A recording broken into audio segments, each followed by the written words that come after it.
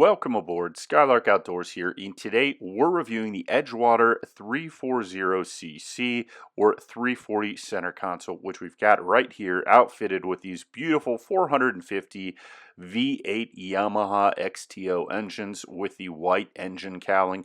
So we're going to take a look on this Edgewater 340, and then I'm going to go through some of the specifications on this particular boat. But the immediate thing I noticed about this boat is just high quality fit and finish everywhere on this. You've got a live well here in the back, so if you're going to use this as a fishing machine, as your day cruiser, whatever you want, this thing is outfitted for a great day out on the water. But I will say this definitely leans more towards the fishing side of center consoles in terms of the outfitting and accoutrement that comes with this straight from the factory. You can see you've got rod holders all the way up and down the gunnels. You had a lot of rod holders in the rear there, and then you've got rod holders on the T-top as well. But in terms of when you get on this boat, it's just all the little features that you're going to see when you're on this thing. Have it set up for someone that truly wants to be out on the water, truly wants to fish. And then just little things like the hardware, how that hardware is integrated into the deck or on the boat, or where they've integrated piece of a hardware where you think, okay, that's a really nice location for that. This boat has it, and that's what's nice about the Edgewater 340 center console. You can see really clean lines here. They've got what's called a little garage, I guess, underneath this seat, so it's like storage for all your rods, reels. You can have bait buckets down here, whatever you want, and they've got all kinds of different little straps there to keep everything where you want it, tackle boxes. And then I also like that they've got a nice big seat right in front here with the cup holders. Those are kind of the features that I'm talking about that you just don't see on a more standard production style boat. Just the little things like having a cup holder right in the middle and two people being able to sit there, as well as the length of the seat is pretty nice. You can see we've got stairs or a ladder, so you can walk right up this. You've got in here a head. You've got all your switches neatly laid out here, so everything you need there for the head. The head's fairly decent size underneath the console there. A nice wide viewing platform. Now here you've got these lovely seats. It's a two-person seat, but you could probably fit 3 people there, maybe 4, maybe 2 people, 2 adults.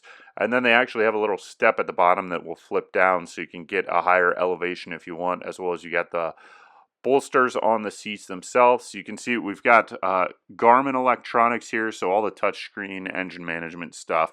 And then you've got all your switches. Just a really clean console and layout here. You got a little space up top there to put your cell phones, wallet, other accessories, stuff like that. So I like that. You've got a compass. You can see how long this has come. I actually think this came all the way across Lake Michigan, and that's why it's got some miles on it. Actually, they've got that on the GPS still. So pretty cool just to show you what's going on here. And then, of course, these are touch screens, so you're going to be able to use those. And I don't know, I think my fingers were a little wet in this because it was a rainy day, so maybe the touchscreen didn't work exactly as I wanted. But usually these things are pretty responsive, and it's got all the Garmin depth finder, all that stuff in there. You've got audio controls, and then your typical controls for the engine here. So you've got your dual throttles. You've got the control to do the joystick, as well as trim and all that stuff, and a couple of cup holders here as well. But overall, just if you look at stuff even like the seats and then the hardware for how the seats kind of like fold together, these are a really high quality, well-made boat. And you just notice that when you get on this thing compared to, let's just say, a more standardized 34-foot center console, which maybe doesn't have the same level of hardware fitting. Back here, you've got your fish boxes. You've also got storage. You've got a nice little bar back here and cutting board kind of area, as well as there's a little, I don't know if I was able to open it up, but there's a little grill cooktop thing underneath there. So that's a nice feature. You've got tackle station here, as well as a cooler. So throw your drinks down there, whatever you want to do with that. And then just really nice overall in terms of the features that they think about on this for both durability, ease of cleanup, as well as if you want to use this thing to go fishing. You've got your tuna door here on the side, which is also more than just landing fish, depending on where you're docked at. Sometimes that's an easy way to get on and off of the boat. As well as you can see, there's a nice kind of swim platform in the rear of the boat as well.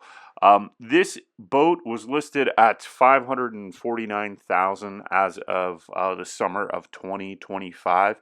So that price may go up and down based on demand, inflation, and all the other stuff that goes into this. And then you can see they've got a little flag here, but this also, you can get the shade cloths for this. They've already got all those rod holders as well as the mounting points for those shade cloths that you can have in the front of this boat.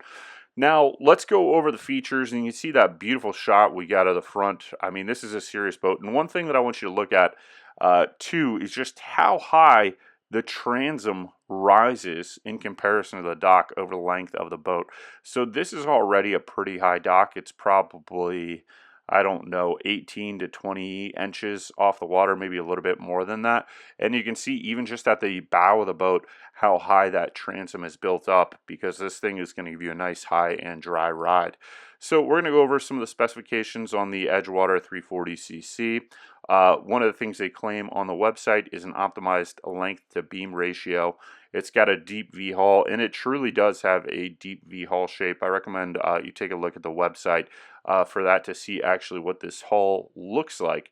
But the most impressive thing to me was it has a 23.5 degree dead rise, which is pretty incredible, and that's designed to give you a nice smooth ride as well as keep you dry. And you certainly can see that even in the shape of the hull when it's in the water, and you can see right now as we're approaching the bow just how steep that bow is. And part of that is how you get to that 23.5 degree dead rise. You need a lot of height in the bow. So this thing should ride really pretty nice. Now, in terms of the other features, it's a 33 feet and 4 inches in length.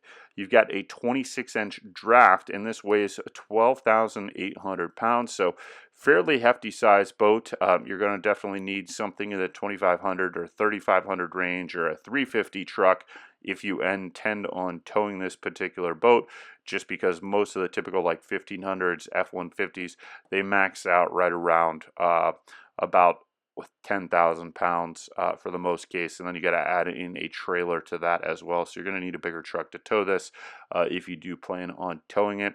34 feet, that's kind of on the higher end of towing, but people definitely do it, and it definitely is still a possibility.